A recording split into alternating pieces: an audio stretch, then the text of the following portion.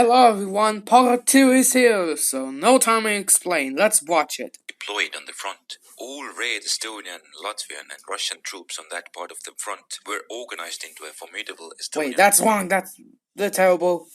Sorry about that. That's not what we're watching, this thing. Army's forces had been greatly strengthened, and now they were preparing to launch a large-scale offensive. However, the Red Army formations in Latvia and on the Pskov front lacked coordination, which allowed Estonian forces to defeat them one by one. The Soviets in the east began their offensive first by launching attacks from the front and over the frozen lake Lamjärv. After their advance had been fought to a standstill... Yamiria. So how was that? Till in March, they were joined by their Latvian comrades, who achieved some success in the south. Fighting against the Estonian troops stretched the Latvian Red Army's resources, and this allowed the Latvian White Forces and German troops to recapture most of western Latvia. After having stopped the Reds, Estonian forces counterattacked and retook most of the lost land in the south. Then, with a concentrated assault carried out by armored trains, they recaptured Pecheri and stabilized the front lines. Then the fighting was interrupted by the spring thaw. During the winter, the Soviets had been preparing for a major attack on Estonia and had organized new units. Now they were deployed on the front. All Red Estonian, Latvian and Russian troops on that part of the front were organized into a formidable Estonian Red Army. Okay, 90,000 men are fighting 19,200 men. That's a lot of men. It's really difficult to destroy the Estonian Red Army. On April 17th, the Reds embarked on their most serious attempt to conquer Estonia. Due to the lack of ice cover, the Red Army was unable to attack over the lakes, and their attacks in the east were channeled in a small corridor and repelled. However, in the south, the Soviets' numeric superiority pushed the Estonian forces slowly back. The Estonian army had used up most of its reserves, and their defenses were stretching to a breaking point. Only some kilometers from Võru, the advancing Reds were temporarily stopped. Now the Reds attempted to break the stalemate by a diversionary attack in the west. There the Soviets lacked numerical superiority. 48,000 men versus 5,000 men. Who will win? The Red Army or the Estonian Army? But the morale of the Estonian soldiers was low. Estonian troops were deployed in Latvian territory, but they didn't have the will to fight abroad and were also exposed to propaganda by local Bolsheviks. The Red Latvian riflemen attacked and pushed the Estonian forces back over the national border, but they lacked the reserves for a follow-up attack. Eventually, the discipline in Estonian units was restored, and they counterattacked, recapturing all of the lost... Estonia beat the heck out of the Red Army! Territory. Meanwhile, the onslaught of the Reds under Võru continued.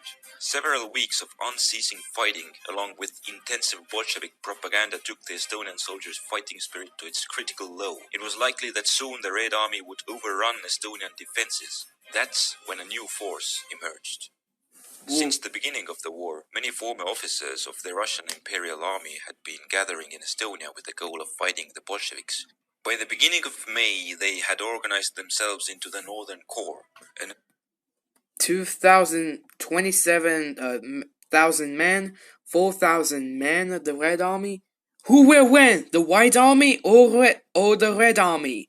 Elite formation of 3,000 men. On May 13, they executed a thoroughly planned offensive on the Narva front.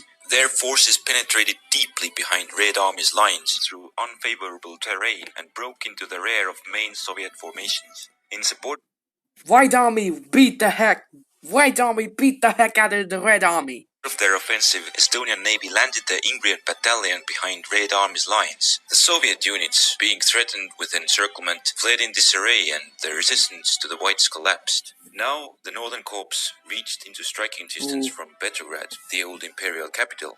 Ooh, Petrograd. Ooh, the St. Petersburg.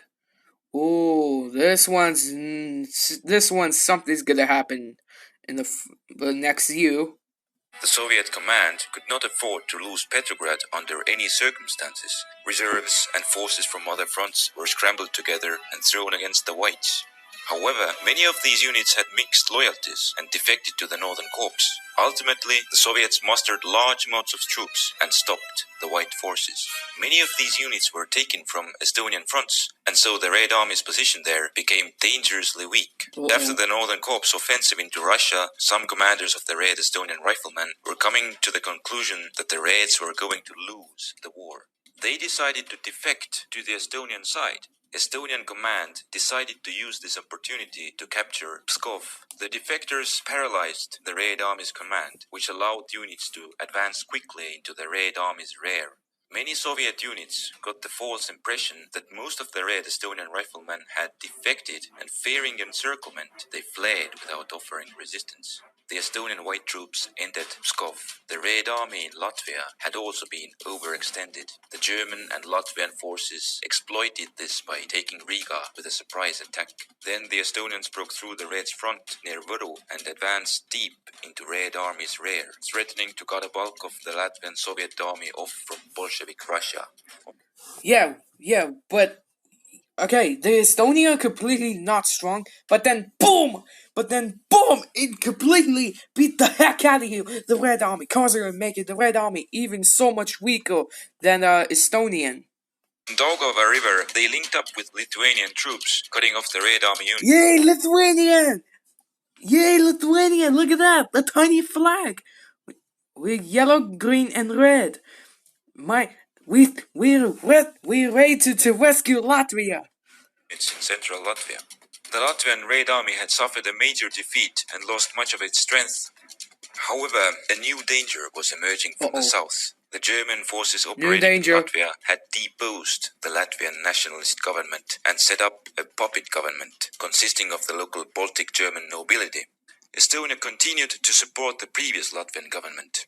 Many Latvian units loyal to the nationalist government were already serving under Estonian command. Estonian and German forces met near the Latvian town of Cēsis. The German forces consisted of Baltic Landeswehr, a unit of Latvian Baltic Germans, and Baltic Landeswehr.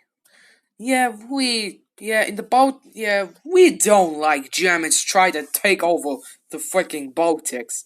We're the Baltics, not Germans, mate. Get out of here, Germans. This is our home. This is not your home, Germans. The Iron Division, consisting of volunteers from Germany. They were well equipped, but Estonians had the numbers and very high morale. This conflict was seen by many Estonian soldiers as the high point of the centuries-long power struggle between the local Baltic German landowners and Estonians, and they were eager to take part in the fight. The Germans attacked a Latvian nationalist unit and pushed it out of the town. After the initial clashes, the military missions of the Entente countries attempted to broker a peace between Estonians and Germans, but the talks failed. On July 19th, the Germans continued the offensive and the Baltic Landeswehr broke through the Estonian lines. However, the advance of the Iron Division was repelled, and then the Estonians counterattacked at Cēsis. The German forces went into full retreat. Their attempt to regroup at Gauja River was thwarted, and only on the entrenched positions before Riga did they manage to...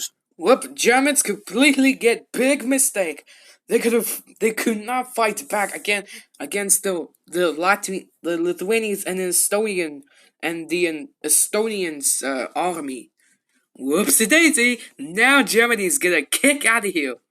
Stopped the Estonian advance. However, the arrival of Estonian fleet in the mouth of Daugava River threatened to cut off the Germans' path of retreat.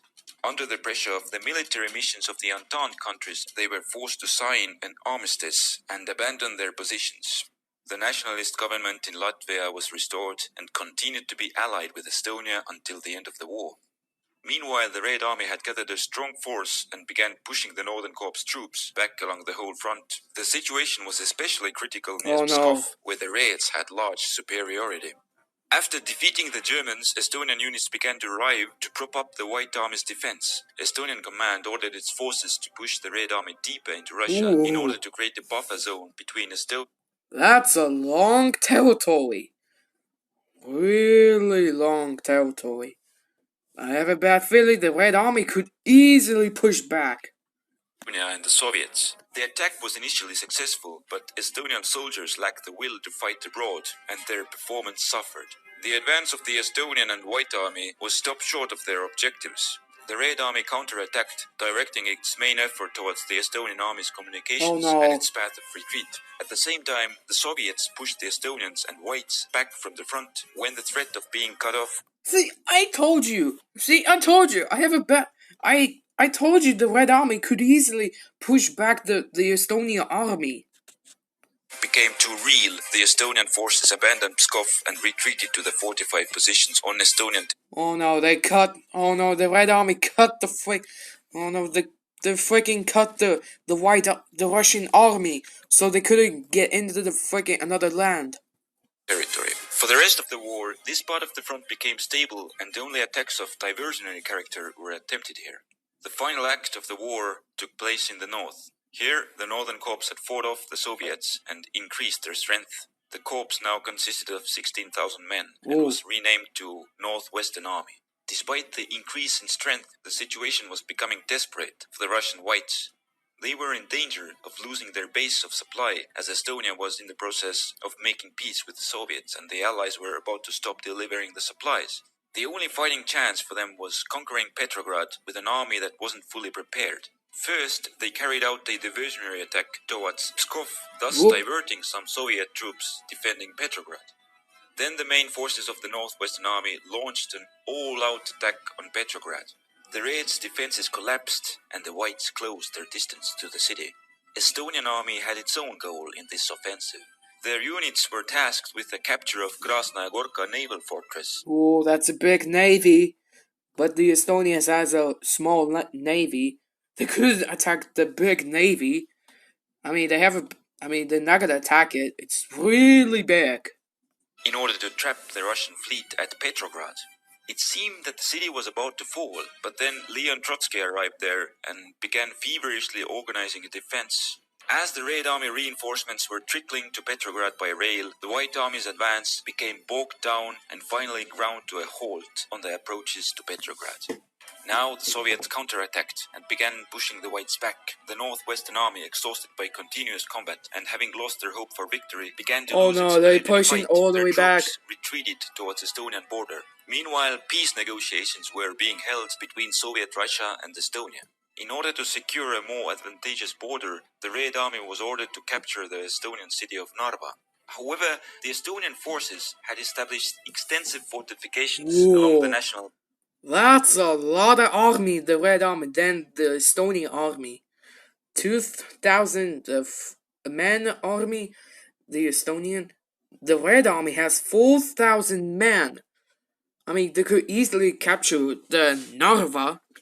I'm not sure are they gonna make it. Estonia could easily survive very longer. Border. Red Army attacked these positions in strength, but the defenses were well prepared. The battles here resembled the ones in the Great War on the Western Front. The Reds lacked artillery to achieve a breakthrough and took large casualties while pushing slowly forward. During November and December, Estonians and remaining Northwestern Army units repelled numerous Red Army assaults on. Okay, this is gonna be part 3, so yeah, goodbye everyone. What's up guys? We are back. Part 3 is here. Let's keep watching, boys. Their positions and were able to hold their ground. After the Red Army had exhausted its strength, a truce was finally signed on January 3rd, 1920. The Estonian War of Independence the Baltics was over. win! It was officially concluded on February 2nd, 1920. Yes, the Baltics beat the Red Army so they could capture Narva. With the signing of Tartu Peace Treaty between the Republic of Estonia and Soviet Russia. With the Peace of Tartu, the fighting in northeastern Europe started to come to an end. Lithuania made peace in July, Latvia in August, and Finland in October 1920. Poland followed in March 1921. So finally, peace to Eastern Europe. It lasted for 20 years and then the region was engulfed in another war. We'll look into it in our next video. Subscribe not to miss it and thanks for watching. I will not miss it. Actually, this is not part 3, this is freaking part 2. I trick you, mate.